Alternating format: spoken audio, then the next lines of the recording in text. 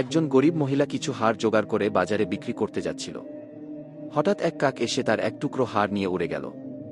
মহিলা খুব দুঃখ পেল এবং উদ্বিগ্ন হয়ে হজরত দাউদ আলাইহি ওয়াসাল্লাম এর কাছে পৌঁছাল। সে বলল, হে আল্লাহর নবী, আমার 3টি সন্তান আছে।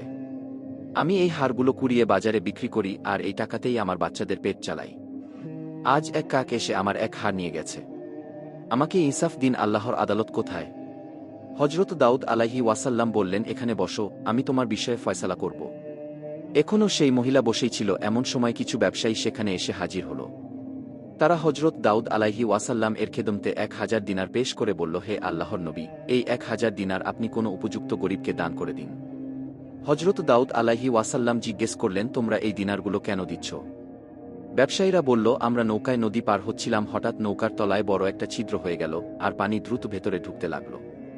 তখন আমরা মানত করলাম, যদি আল্লাহ আমাদের ডুবে যাওয়া থেকে বাঁচান তাহলে আমরা 1000 দিনার কোনো গরিবকে দান করব। ঠিক তখনই হঠাৎ এক কাক এসে একটা হাড় এনে আমাদের নৌকায় ফেলে দিল। আমরা সেটি সেই ছিদ্রের উপর রাখলাম আর আল্লাহর রহমতে নৌকাটি নিরাপদে তীরে পৌঁছে গেল।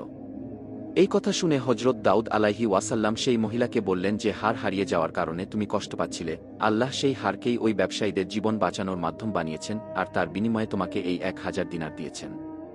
দেখো, আল্লাহর আদালতই সবচেয়ে ন্যায়পরায়ণ আদালত।